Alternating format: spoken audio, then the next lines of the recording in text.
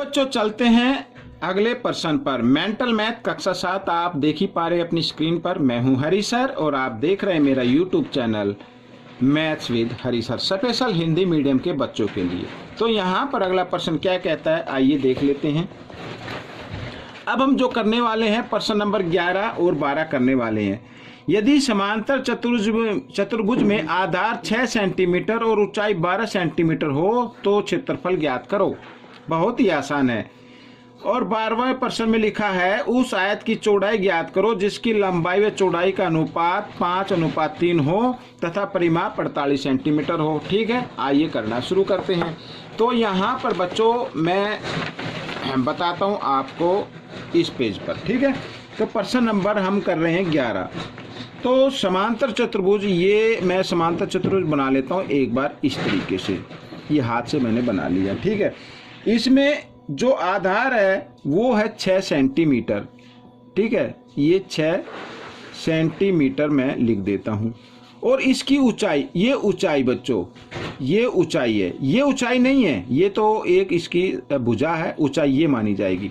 तो ऊंचाई है बच्चों 12 सेंटीमीटर। ठीक है, शॉर्ट में लिख लेते हैं। तो हमें क्या करना है, क्षेत्रफल ज्ञात करना है। तो आइए करना शुरू करते हैं। समांतर चतुर्भुज का क्षेत्रफल क्या होता है, आधार गुणा ऊंचाई, ये होता है। तो आधार क्या है 6, ऊंचाई क्या है 12, तो आ गया क्षेत्रफल। 12 को 6 से क्या कर दें, गुणा। तो 12 6 72, तो 72 सेंटीमीटर वर्ग हो गया। या तो वर्ग सेंटीमीटर लिख लीजिए इस तरीके से,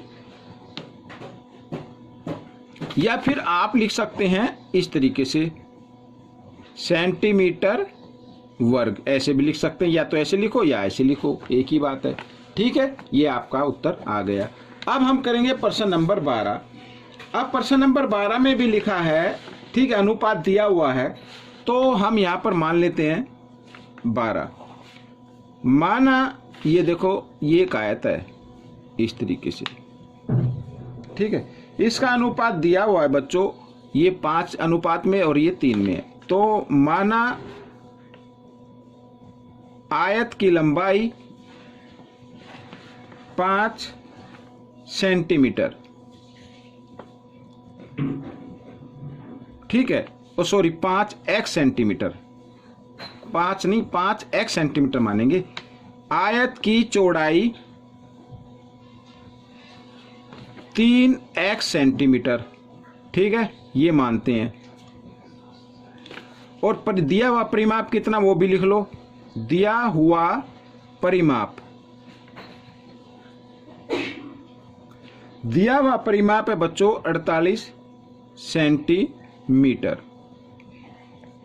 इसको वर्ग मत लिख देना परिमाप को, ठीक है ना, क्षेत्रफल को ही लिखते हैं। एक बार फिर देख लीजिए आप अपने प्रश्न को। ये देखो, आयत की चौड़ाई ज्ञात करो जिसकी लंबाई व चौड़ाई का अनुपात 5:3 है। हमने 5x और 3x माना है, परिमाप 48 सेंटीमीटर है। ठीक है, आइए देखो यहाँ पर। अब परिमाप का फॉर्मूला क्या होता है, 2 लंबाई, लंबाई कितनी है 5x, जमा चौड़ाई, चौड़ाई कितनी है 3x, और बराबर ये दिया हुआ परिमाप। ठीक है, इस तरीके से। तो यहाँ पर मैं फॉर्मूला लिख देता हूँ, 2 लंबाई जमा चौड़ाई, ये आयत का परिमाप का फॉर्मूला होता है। उसी पे लिखा है, लंबाई की जगह लंबाई लिख दिया ये लंबाई, और चौड़ाई की जगह चौड़ाई लिख दिया हमने। ठीक है, तो यहाँ पर देखो 5 और 3 कितने होते हैं, 5x और 3x 8x। 8 को 2 से गुना कर दो, 8 दूनी 16x। तो 16x बराबर 48, या x बराबर 48, और इधर 16 गुना में इधर आकर ये भाग में आ गया। तो 16 एकम 16, 16 3 48। तो x का मान तो आ गया 3। ठीक है, हमें क्या ज्ञात करना था, चौड़ाई ज्ञात करनी थी बच्चों। तो आयत की चौड़ाई, आयत की चौड़ाई, तो चौड़ाई है बच्चों यहाँ पर 3x, ये 3x लिख दिया। यानी कि 3 गुणा x की जगह x का मान लिखना है। 3 3 9, 9 सेंटीमीटर है आ गई बच्चों यहाँ पर आयत की चौड़ाई। चौड़ाई ही ज्ञात करनी थी, तो ये आपका उत्तर आ गया। आपको ये प्रश्न कैसा लगा मुझे जरूर बताना, और इसमें से सीखकर दूसरों को जरूर सिखाते रहना है। ठीक है, मिलते हैं अगले भाग में, तब तक आप प्रैक्टिस करते रहें।